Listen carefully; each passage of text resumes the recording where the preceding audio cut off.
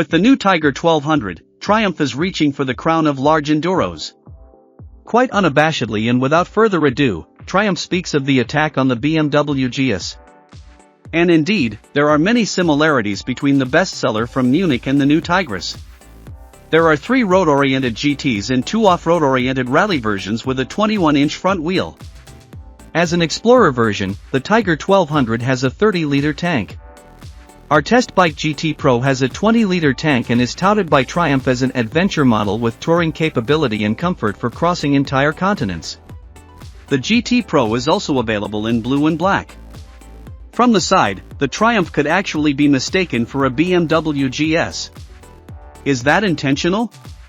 Beak at the front, bolted rear frame made of aluminium, rear wheel cover on the side and above all the fairing at the front, this cannot be a coincidence. It shall be all right with us, we may both suffer machines. The similarities become even more striking when sitting up. The seat height can be variably adjusted to 850 or 870 millimeters. The front passenger in particular is happy about endless space.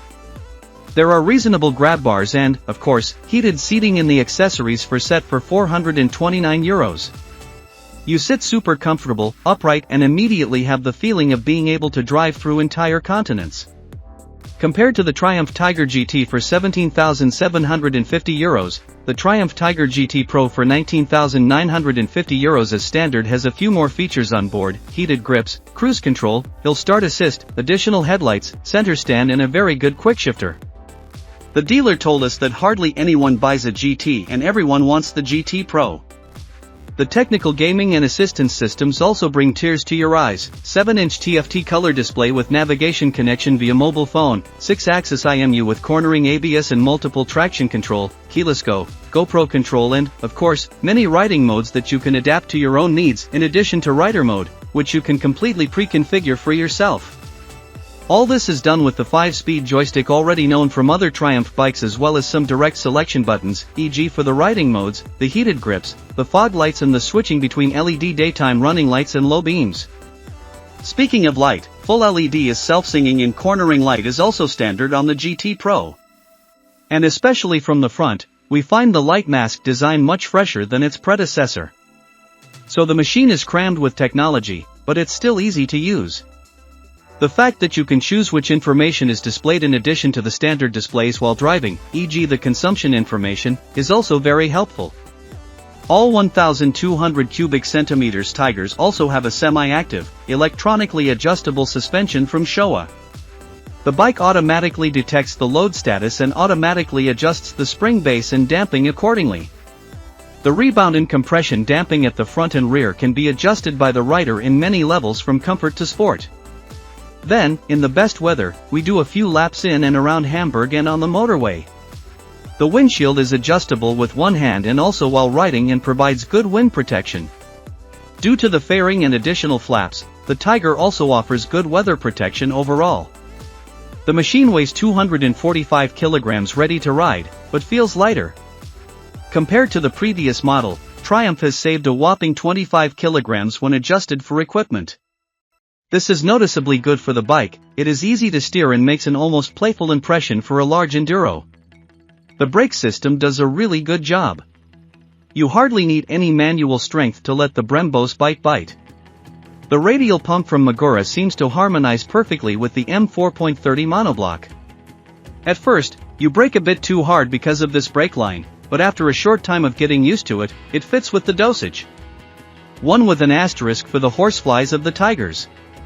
Everything else on this bike works just great, especially the fluffy quickshifter with blipper function. The Metzeler Tourance Next are also a good choice for the road. So no criticism of the Tiger 1200? But of course, we always find something. In this case, it is smaller load change reactions that the triple generates in interaction with the cardan. There are small jerks both when accelerating and when taking off the throttle. But that also depends on the driving mode and it didn't really bother us. Second criticism, you can put an aero navigation on the cockpit, but unfortunately a correct map display is not possible, a pity. So, let's finally get to the heart of the Tiger, the engine. The sound is perfect, quiet while driving and clearly audible when gassing and then roaring like a deer in the rutting season. Nevertheless, the glow only shows 92 dB, very good. The engine is brutally forward, there are always power reserves in abundance. We've already gotten used to that with big enduros, but it's still an experience to get the big Triumph Triple up to speed. In contrast to the Speed Triple 1200 RS, the Tiger is a little more merciful with the rider, but still, if you want to, you can get down to business, but in the right way. No wonder with 150 horsepower and 130 Nm of torque.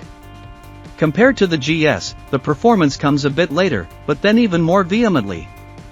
However, the Tiger is also a little thirstier with 5.7 liters per 100 km per hour, so the range of 350 km is also 50 km less. In our opinion, the comparison between the Tiger and the GS can be boiled down to the engine. Boxer versus Triple, who will win the race here?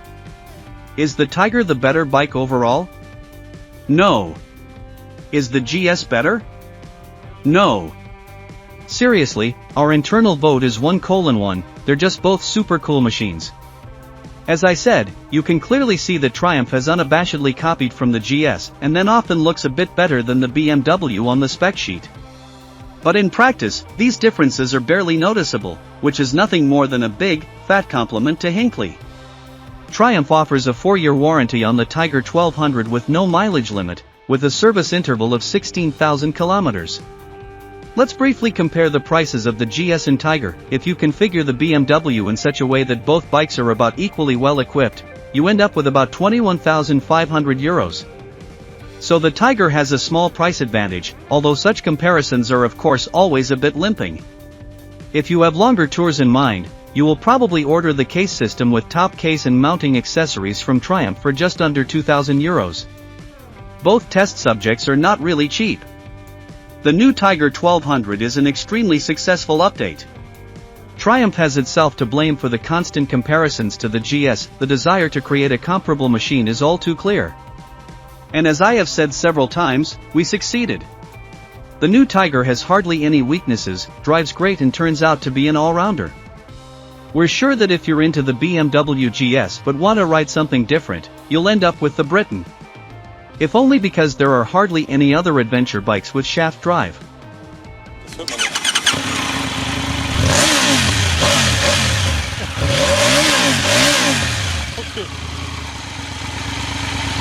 Noch Fragen?